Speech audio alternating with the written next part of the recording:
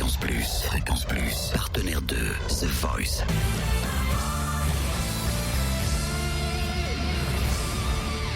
Du lundi au vendredi, 18h, Totem vous livre des exclus, des interviews, des anecdotes. Allez, comme d'habitude à 18h sur Fréquence Plus dans Génération 8. À 18h, pétante, on parle de The Voice samedi dernier. Vous avez sans doute succombé au charme de Malia. Vous savez, c'est elle qui a repris Rihanna We Found Love. Elle l'a d'ailleurs plu à Florent Pagny et puis Jennifer samedi dernier. Donc elle a cartonné dans The Voice. On a pu la rencontrer à la sortie du plateau. Et c'est vrai qu'on l'a sortie complètement euphorique. Elle avait l'air super ailleurs, complètement décomplexée, non? C'est ça, Malia? Je me sens tout excitée. Je crois que là, j'ai l'impression que je rêve encore.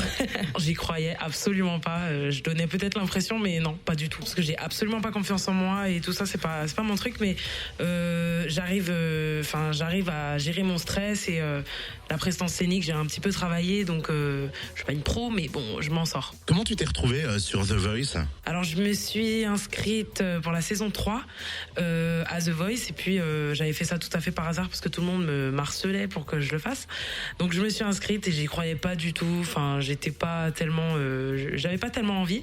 Malheureusement, j'ai pas passé les premiers castings parce que j'avais une extinction de voix ce jour-là. Mais bon, j'étais pas tellement déçue.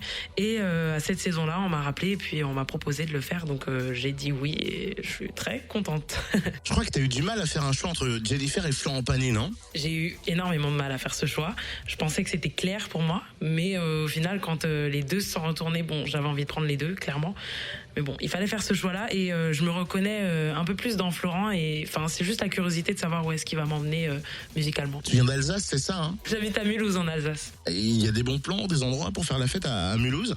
Je suis pas très festive en fait. T'es chiante en fait. Non, je suis plutôt soirée entre potes, repas tranquille quoi. Donc je vois énormément mes amis, j'apporte énormément d'importance à ça, au monde social. Donc voilà, je partage ma vie avec mes amis et ma famille. Tu bosses ou tu vis de la musique? Depuis décembre de l'année dernière, 2013. Je travaille à la Folie Douce à Val d'Isère. C'est un restaurant d'haute altitude et du coup on chante en plein air et tout. C'est des conditions extrêmes, mais c'est absolument magique. Il y a des danseurs, musiciens, etc.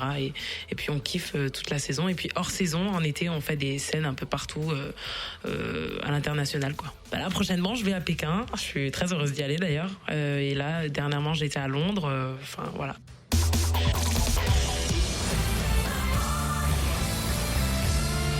Merci Amalia d'avoir répondu à nos questions là au micro Fréquence Plus et demain à 18h, nouvelle chronique The Voice. Baby, I'm playing on you tonight.